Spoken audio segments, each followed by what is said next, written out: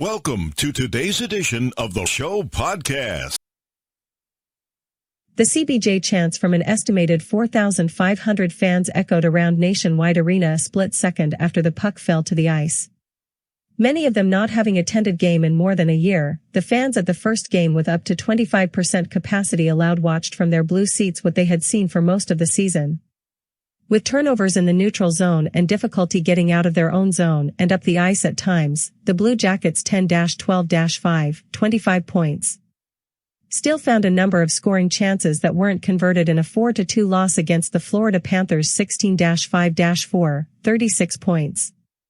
On Tuesday night, Jackets goalie Joonas Korpisalo made two sensational saves to keep the score within 2 goals entering the third period, but frustration hit a new level when Nick Foligno missed a wide-open net from 9 feet out, off a perfect pass from Cam Atkinson that would have trimmed the deficit to 1 with more than 16 minutes remaining.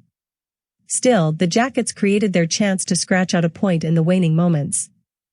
Oliver Bjorkstrand scored with 8:22 left on a pass from Zach Werenski, injecting some energy into the building.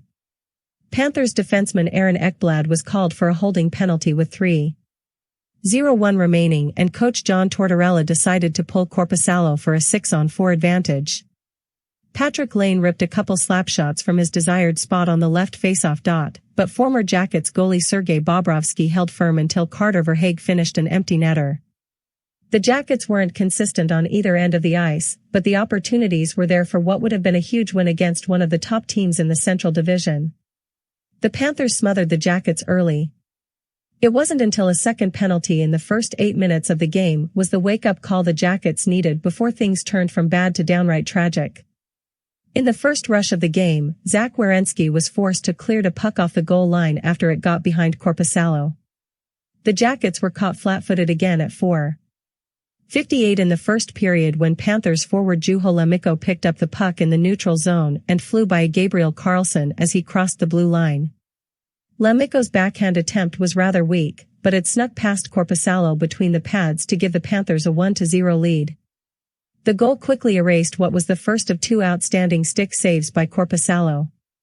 On an odd-man rush for the Panthers, Aleksander Barkov received a pass from Hornqvist with a wide-open net. Completely on the other side of the crease, Korpisalo lunged and extended his stick across the goal, deflecting the puck out of midair for the save.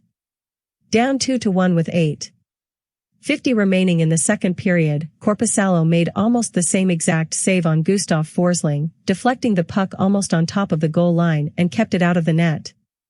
After Foligno was called for interference in the offensive zone at 7:27 in the first period, the Jackets picked up their intensity. Trailing by 1 and on a power play to begin the second period, however, the Jackets failed to keep the puck in the zone for much of the man advantage.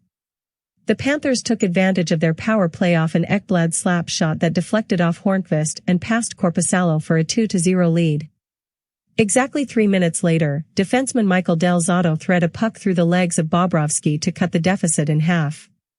Nearing the end of a fairly even, but inspiring second period, the Jackets ended a solid penalty kill by giving up the decisive goal to Owen Tippett with 1:48 left in the period. While the Foligno missed shot loomed large in the end, Bobrovsky made a handful of quality saves, especially in the third period when the Jackets held a large share of ice time in the offensive zone.